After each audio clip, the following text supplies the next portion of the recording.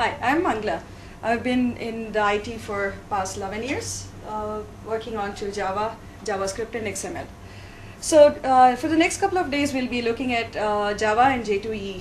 So we'll be covering all the concepts of Java, like the packages, interfaces, exception handling, the JVM, the multi-threading, networking, JDBC, and in J2EE, the RMI, Java Beans, JMS, servlets, JSP, and EJB.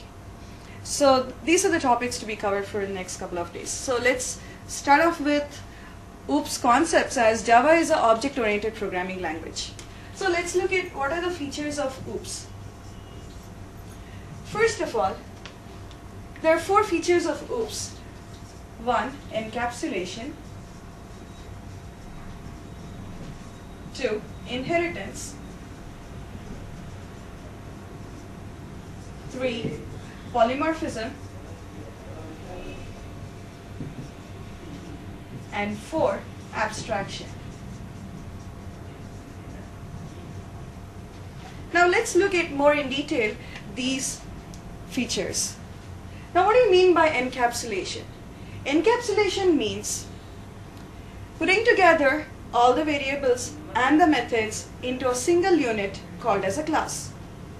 So you define a user-defined data type called a class. So you write the keyword class followed by the class name, and inside this class you will specify the variables, that is the attributes,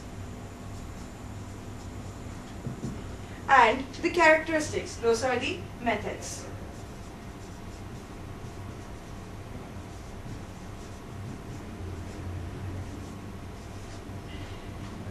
So when you put together the variables and the methods inside a single unit called as a class, it's called encapsulation. Now inheritance. Inheritance is used for code reusability.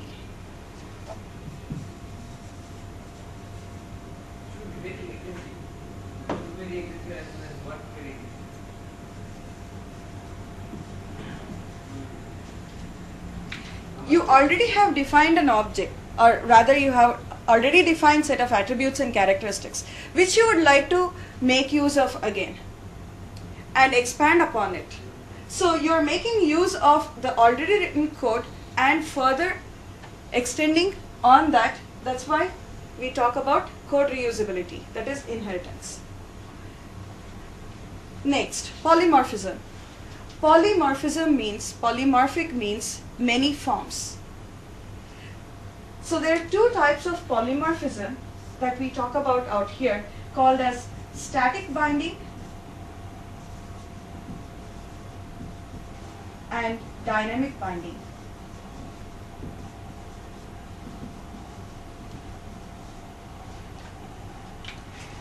Static binding is so called because it is checked at compilation time, whereas dynamic binding, the checking is done at runtime. So example of static binding is function overloading. When we talk about dynamic binding, it is when a particular object acts differently depending on the type of reference that's passed to it. So we'll talk about this little later. Now coming to abstraction. Abstract means something which is unknown.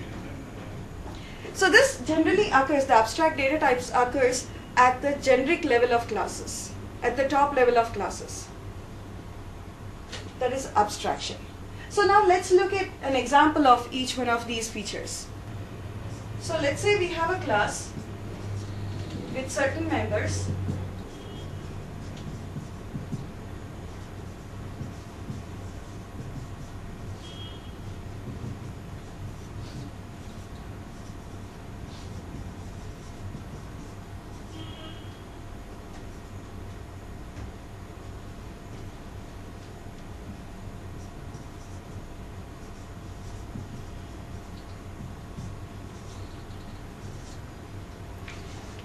So if you have a class, how do you access the members of a class? in order to access the members of a class, you need to define a variable for this class. So in order to define a variable, take the class name, followed by the variable name for the class, create an instance of the class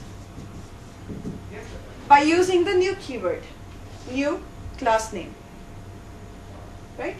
So now you have created an instance. This is called as creating an instance of a class or instantiating a class. When you create an instance of a class, memory is allocated for the variables that are defined in the class. So this A1 gets a memory on what is called as a stack. When you say new A memory is allocated for these variables on the heap memory,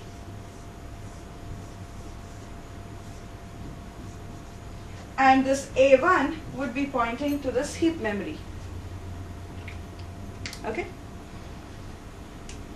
So this particular variable A1, which is of type A, is called as an object or an instance variable of a class. Now using this instance variable, then we access the members of the class. It could be a variable or it could be a method. Likewise.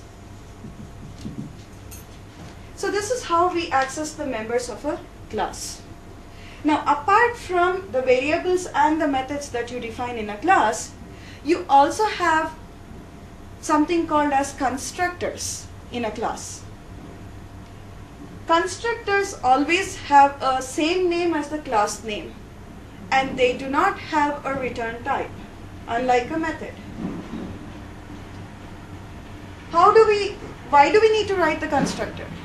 Now constructors are written generally to initialize the members of the class or do something which is at that particular instance when you need to create an object of a class.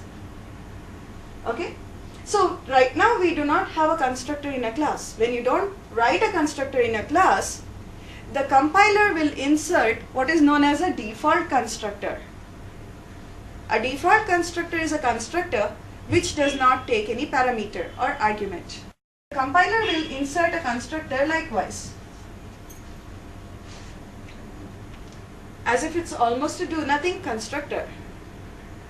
So this particular constructor is the default constructor, as there are no arguments being passed here. You can write your own constructors in a class. You can pass parameters to those constructors. For example, we might write a constructor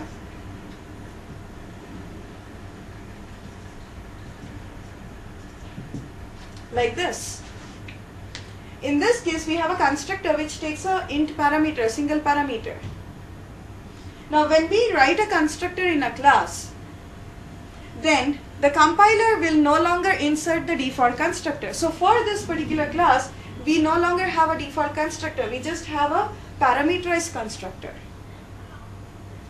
So in order to create an instance of the class A, now since there is only one constructor available, you need to create an instance by passing the int parameter. Because when does a constructor get executed? The constructor gets executed every time you create an instance, when you say new. So constructors are executed when you create an instance of a class. They are used to initialize the members of a class, and they do not have a return type. If suppose you were to put some return type here, this is no longer a constructor, it's like any other method. Okay? You can have any number of constructors in a class.